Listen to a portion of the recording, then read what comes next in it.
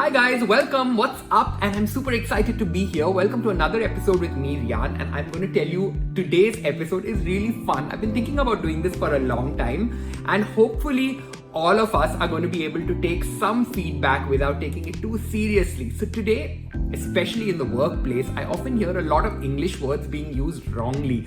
So I thought I would kind of make a quick list of 10 of common Indian English mistakes that we make. Some of them aren't really mistakes, we can literally pass them off as Indian English, which is something that we have kind of evolved as our own identity. However, I'm going to suggest some different ways of saying it because some are incorrect and I'm just going to point them out if you want to incorporate them in your daily speech. But these are the most commonly used ones I've heard in the workplace, starting with, what is your good name? That's the first point today. What is your good name? That's a very, very typical thing that we hear.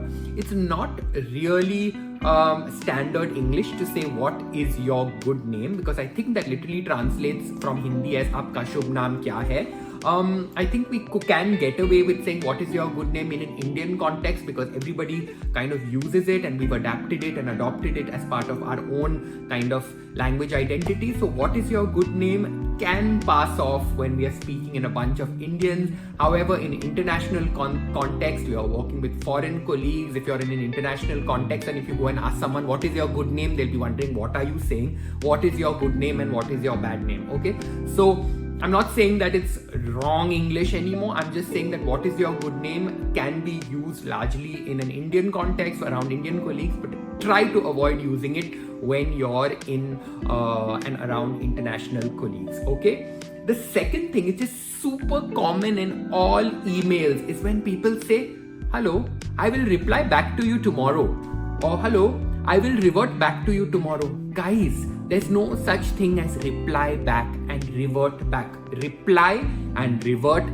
means back already. So either you will say I will call you back, or I will let you know again, or I will email you back. But if you're using reply or revert, you do not need to use the word back because it already means back. So please do not say I will reply back to your email tomorrow. I will reply to your email tomorrow. Please do not say I will revert back to you tomorrow by email. I will revert to you tomorrow. That's something that you need to keep in mind. Third, huge mistake that I hear all the time is the difference between can I and may I. Okay, guys, if you're asking for permission, may I is the most appropriate word to use. Okay, may I be excused? May I go to the washroom? May I see your files? May I talk to the boss? For example, let me tell you the difference between can I and may I. Can I talk to your boss? And may I talk to your boss? Can I talk to your boss? Of course I can talk to your boss because I'm humanly capable of speaking. I can speak, so I can speak to your boss. But may I? I'm asking for permission. Can I speak to your boss? Yes, I can. But may I speak? I may if he's free. Okay? What other example? Can I see this file? Of course I can see this file with my own two eyes.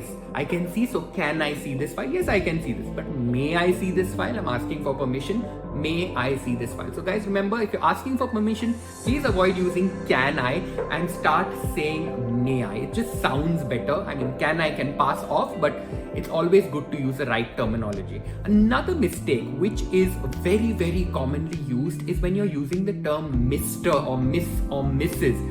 We tend to use the first names. For example, a lot of people call me Mr. Riaan. So in the correct standard English format, we will use Mr., Miss or Mrs. with a last name. So if you want to address me in a formal setting, you will call me Mr. George, okay?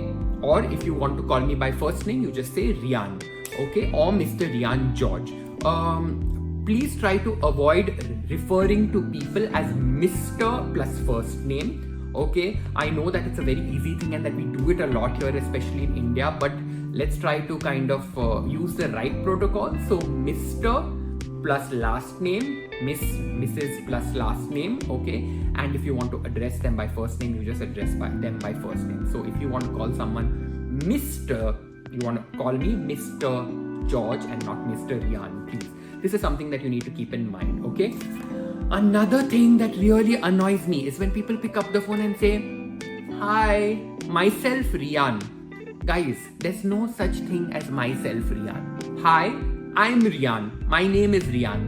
No such thing as myself Riaan. So guys, please, I know a lot of you are saying that. Please avoid saying it because it's not correct. There's no such English as myself Riaan. Okay, so let's avoid it.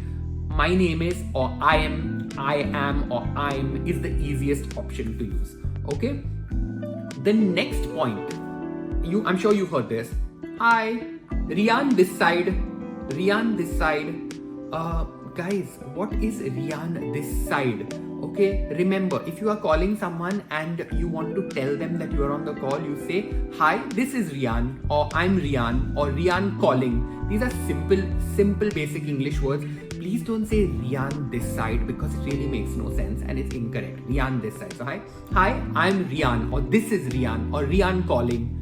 Simple. You don't need to use any complicated words or sentences, just simple sentences, but please don't say Riaan this side. Another very common mistake that I've heard, especially in Indian English users, is the use of basically. Basically, this presentation is quite interesting. So basically, I want to show you what this machine does. Basically, it converts your coffee. Basically, it grinds the beans, and basically, it gives you a very good cup of coffee. Guys, no. If you want to say basically, say it once and that's it. Please do not go on and on saying basically, because someone who keeps saying basically, I just said basically again, it reflects the fact that you don't have enough to say in your head and that you're waiting for time to reflect and you're just adding these words basically in the middle. Could sometimes portray you as maybe less knowledgeable or less confident. I don't know if I'm correct about that, but I would say avoid using basically. It's a nice term to use, but once in the sentence or once in your presentation is cool. Please try to avoid going on and on and on and on about it. Okay, another very common word that I've used is go for. Go for. Guys, if you're offering something or if you are offering a plan or anything to your client, just use the simple English word choose or collect. Would you like to go for this plan? I don't know really if go for is correct or incorrect, but it sounds terrible in my opinion. Once again, guys, this is my personal opinion. So anybody who uses go for and everything, please don't write to me saying that you got offended and everything. If you want to suggest something to someone, say, would you like to choose this, or would you like to have this, or would you like to take this, or would you like to select this? Please stop saying go for. Like, I go to really fancy restaurants and people will ask me, would you like to go for this cup of tea, or would you like to go for this cup of coffee? And I'm like, go for what? What am I going for? Why are you asking me, would you like to go for a cup of coffee, or would you like to go for some bread? No, please guys, no. Okay. Ninth, two more common English mistakes. Looking forward. This expression, looking forward to, we use very commonly in our emails and everything. Remember that looking forward is followed by to. Looking forward to your reply. What I hear all the time? Looking forward for your reply. Please guys, don't say looking forward for. There is no such English as looking forward for. It's looking forward to. I'm looking forward to your email. I'm looking forward to your response. I'm looking forward to this collaboration with you. And last but not the least, guys, if you want to tell people about what you're doing, I often hear people saying, I'm into media line. Are you into blogging line? Are you into fashion line? Please guys, it sounds terrible. Okay, please do not say this into.